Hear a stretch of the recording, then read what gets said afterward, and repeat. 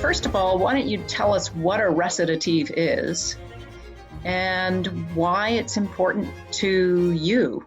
Sure.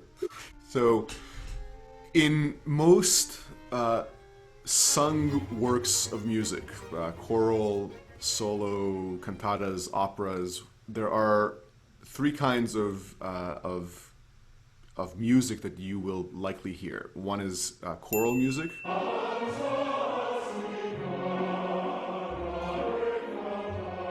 The other is arias. And the third is recitative.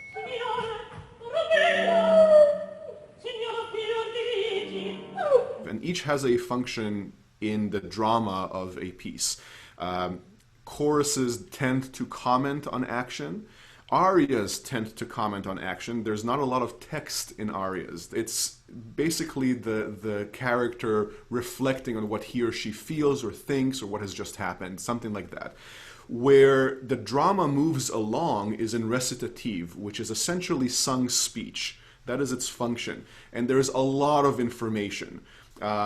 Yesterday I went to the market, my car broke down, I had to call AAA and they came over and they didn't have the right tire and I missed, the store closed and I couldn't make a cake for my beloved.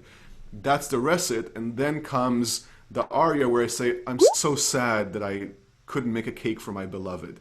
Over and over and over with beautiful singing, right? So the recitative is, the function is to move the drama along.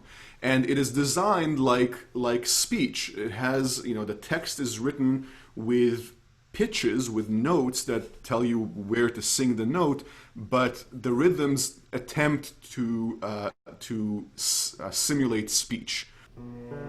Oh, happy pair, and happy still might be, if not misled by false conceit.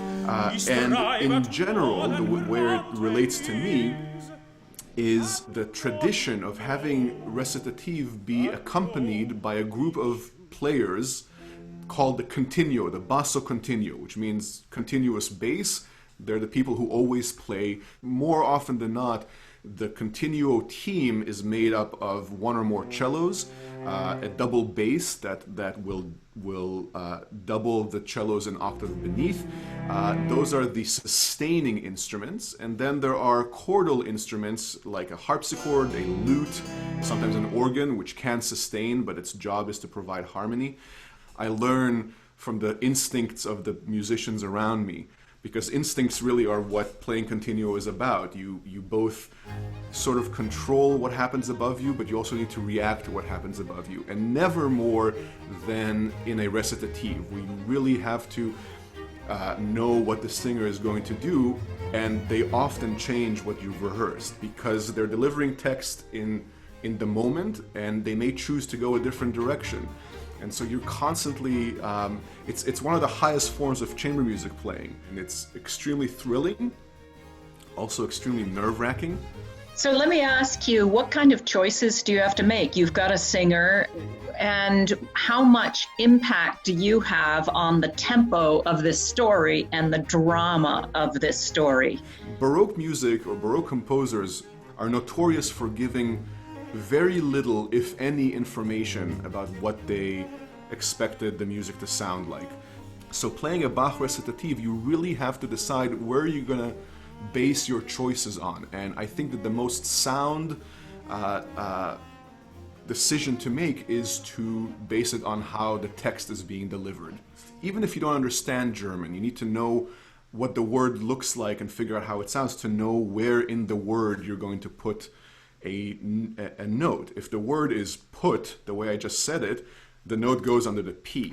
But if the word is love, and especially if the singer is saying love in a love, the note will go with the apex of the vowel. L, right there is where I'm going to put my note. I'm not going to cover the L, otherwise it'll sound early.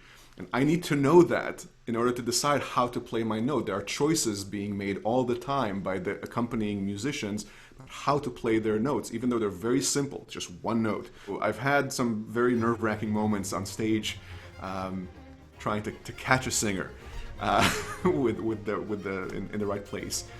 but it's also thrilling, and it's definitely a skill you have to yeah. Anyway.